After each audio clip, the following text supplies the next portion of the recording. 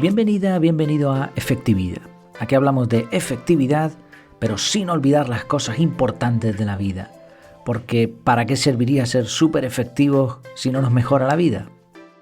En el episodio de hoy vamos a resumir el libro Manifiesto para los héroes de cada día de Robin Sharma. El título completo del libro es Manifiesto para los héroes de cada día, activa tu positivismo, maximiza tu productividad, sirve al mundo. Y es muy interesante que en el título ya se mezcle el heroísmo, el positivismo, el servicio y la productividad. Me resulta un título muy potente, quizá algo falto de foco, de enfoque, pero adelanto que el libro cumple con estos términos del título de sobra.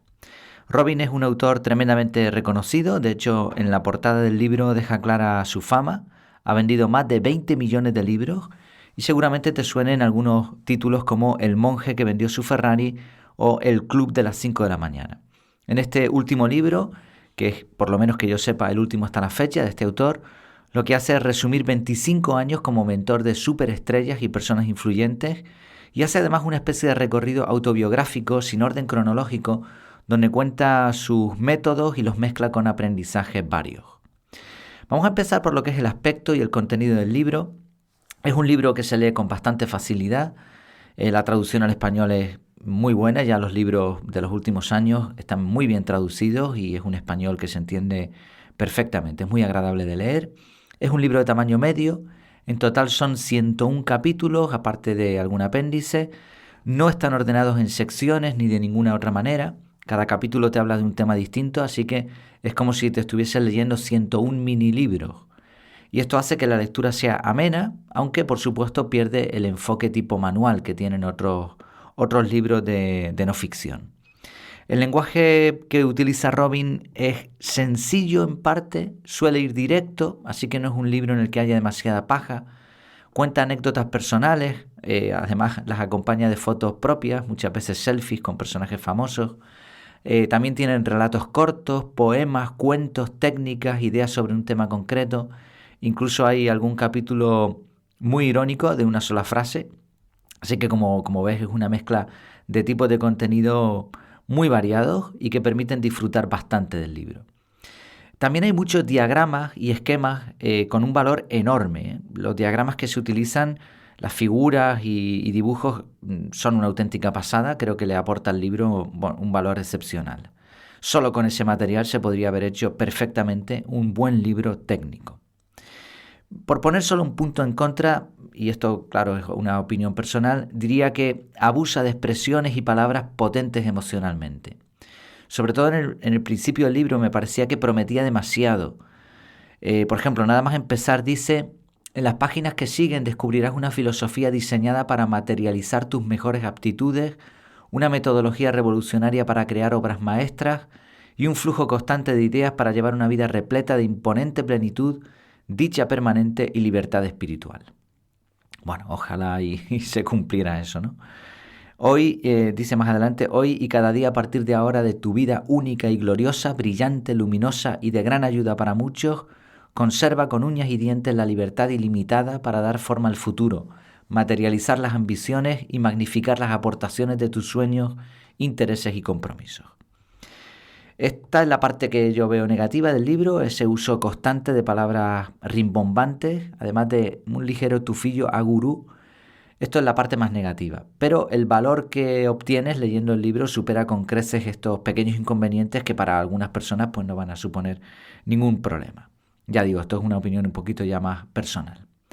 Al final del libro hay varios apéndices con sugerencias de lecturas, aprendizajes, también te remite a su página web, donde puedes encontrar un montón de material con respecto a sus mentorías, a sus cursos, etc. También vas a encontrar un resumen de todo lo que se encuentra dentro del libro. Al final me resultó curioso este resumen porque, claro, no podía resumir por secciones porque no las tiene. Tampoco es un libro que se pueda resumir ni ordenar por temas.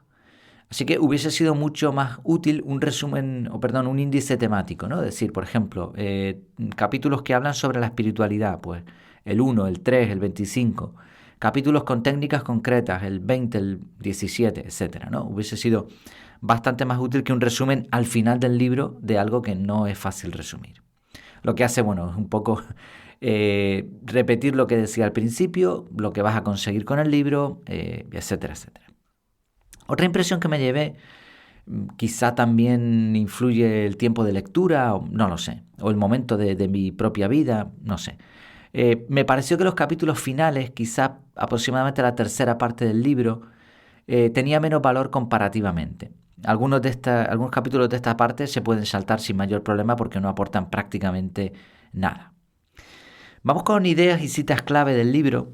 Al leer el libro te darás cuenta de que por un lado el autor hace una autobiografía en lo relacionado a su carrera, también explica ideas sueltas sobre productividad y otros temas y va explicando su método de mentoría. Este desorden no permite hacer un resumen continuo de los temas, así que al resumir el libro lo que voy a intentar es dividir en dos temáticas. Primero la autobiográfica y después los consejos de vida. Y así te explico un poco el conjunto de los capítulos relacionados, un poco como comentaba antes de ese índice temático. Vamos a empezar con la parte autobiográfica. Él explica su transformación y en particular cómo consiguió vender su primer libro. Después va hablando de sus mentorías, de lo que ha ido aprendiendo, de con qué personajes se ha ido encontrando a lo largo de la vida. También hace bastantes referencias a su infancia. Creo que la parte más valiosa de aquí es su transformación. Él dice: durante 3 largos años me levanté temprano, mientras mi familia dormía, y experimenté con prácticas que reducían mis debilidades, purificaban mis poderes y me situaban en consonancia con mi identidad personal. Estudié libros sobre los grandes hombres y mujeres de la historia, genios del arte, temibles guerreros, científicos prodigiosos, titanes de los negocios y filántropos infatigables, aprendiendo las creencias principales, las emociones dominantes, las rutinas diarias y los férreos rituales que dieron lugar a sus brillantes vidas. Bueno, aquí voy a parar porque es interesante esto. O sea, lo que hizo fue leer biografías, básicamente. Y de esas biografías él extractó las coincidencias. Porque algo que te va a pasar si lees muchas biografías o si lees muchos libros de desarrollo personal es que se contradicen bastante unos a otros. Entonces, de lo que se trata es encontrar las coincidencias. Es decir, en qué toda esta gente que ha conseguido pues bastantes cosas, en qué se han puesto de acuerdo, qué cosas comunes podría yo imitar para asegurarme un resultado interesante. Esta fue una parte que hizo. Continúo. Dice: asistí a conferencias sobre crecimiento personal e invertí en cursos de desarrollo personal. Muy interesante esta otra parte que dice aquí porque, y lo veremos después en este resumen, el desarrollo personal, por muy personal que sea, es necesario que inviertas y que te unas a otras personas. Sin inversión no hay un crecimiento real. Bueno, lo veremos después esto porque él habla bastante repetidamente de este tema. Después dice: aprendí a meditar y a visualizar, a escribir y a reflexionar, a hacer ayuno y a orar. Contraté a entrenadores de alto rendimiento, trabajé con acupuntores, hipnoterapeutas, sanadores emocionales y asesores espirituales. Me di duchas frías, sudé en calurosas saunas e invertí en masajes terapéuticos semanales. Él explica de esa transformación, aquí es un resumen bastante interesante de lo que él hizo durante muchos años, y después continuó ya con otras metodologías algo menos estrictas.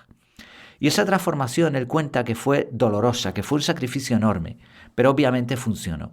Por eso él ahora aconseja hacer cambios radicales, pero también él dice que quizás eso es demasiado, que le podría haber causado un problema grave.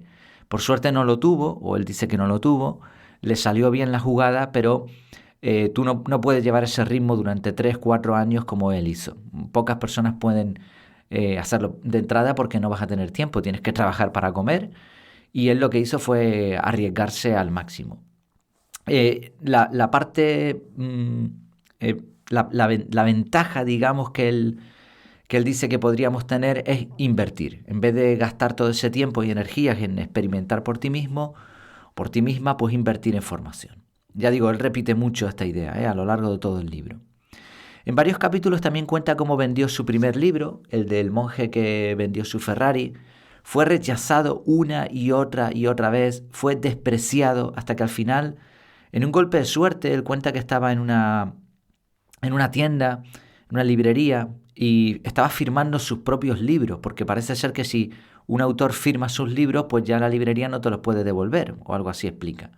Y allí había un señor observando, él iba con su niño o su niña en los brazos, o sea, era temprano, imaginemos, ¿no?, cómo se estaba desgastando este hombre sin ningún tipo de éxito.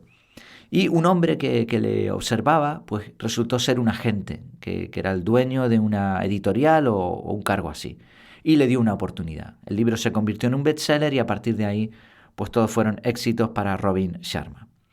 Por eso, muchos de sus consejos en esta autobiografía se resumen en: sigue intentándolo y si no lo consigues, inténtalo con más fuerza.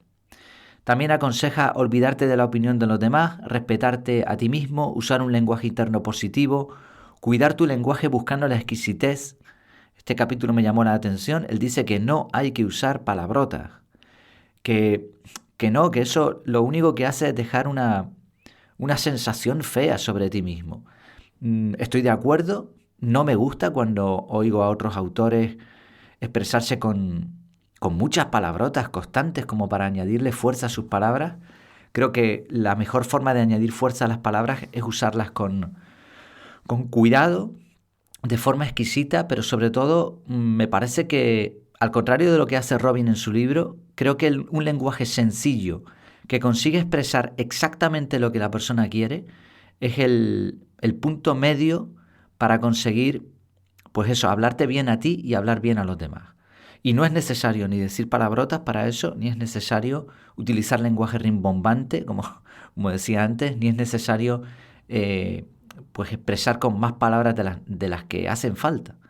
Es cierto que para lograr este tipo de expresión hay que estar muy bien preparado. Como decía por ahí una anécdota, ¿no?, de no sé quién fue, que escribió una carta muy larga y al final le dijo: lo siento que la carta haya sido tan extensa, he tenido poco tiempo. O sea, cuando consigues un vocabulario ágil, un vocabulario que sea específico, pero que sea sencillo de entender, es porque detrás ha habido una preparación, ¿no? Bueno, continúo, que me lío. Él habla también de mejorar tu ecosistema, hablaremos después de esto, y de centrarte en mejorar en vez de en los resultados. También, como mencionaba, habla bastante de su padre y de su madre y de otros personajes que influyeron en él desde pequeño, y cómo el ir conociendo a personajes influyentes después le permitió mejorar todavía más su vida. Sí, esta sería la parte autobiográfica, la he resumido mucho, pero bueno, si pudiésemos extraer o sacar los capítulos que hablan de su vida, pues podrías tener una biografía perfectamente de Robin Sharma. Vamos a centrarnos en la parte útil del libro, que son los consejos de vida. Vamos a hablar, por ejemplo, del entorno. Robin aconseja rodearte de personas positivas que te ayuden a mejorar, huir de la negatividad y proteger con todas tus fuerzas una especie de fortaleza invisible que te va a permitir mejorar. Esto incluye evitar los medios masivos, como las redes sociales, y pasar mucho tiempo a solas, sin distracciones. Además de la parte emocional, en muchos capítulos se habla de la parte física. Es interesante, ¿no?, porque hay una mezcla entre lo espiritual y lo físico con unos contrastes enormes. Él habla de la parte de la salud. Hay bastantes capítulos que son como mini manuales de alimentación saludable, de ejercicio físico, con rutinas. Él, por ejemplo, habla de los 4 imperios interiores, que serían la mente, el corazón, el alma y el cuerpo. Sería la psicología, ¿no?, las emociones, la afectividad, la espiritualidad y el estado físico. Habla bastante de la longevidad. Por ejemplo, otro capítulo trata sobre la Trinidad de la vitalidad radiante. Espero que el episodio te esté resultando interesante y práctico. Este es un episodio exclusivo para los miembros de la Academia. Si quieres escuchar todos los episodios del podcast completos, sin publicidad, y además disfrutar de un montón de contenidos de alta calidad, suscríbete ya a la Academia de Desarrollo Personal Efectividad. Allí encontrarás a personas como tú y como yo, dispuestas a aprender y a compartir. Entre otras ventajas, tendrás acceso a un grupo privado, a clases en directo, cursos como el del método CAR y mucho más. Y con el cupón podcast tienes un 20% de descuento para el plan anual. Puedes acceder a la academia en efectividad.es. Efectividad.es. Nos vemos dentro. Muchas gracias por tu tiempo y por tu atención. Espero tus comentarios en el grupo privado o en efectividad.es/contactar. Hasta la próxima.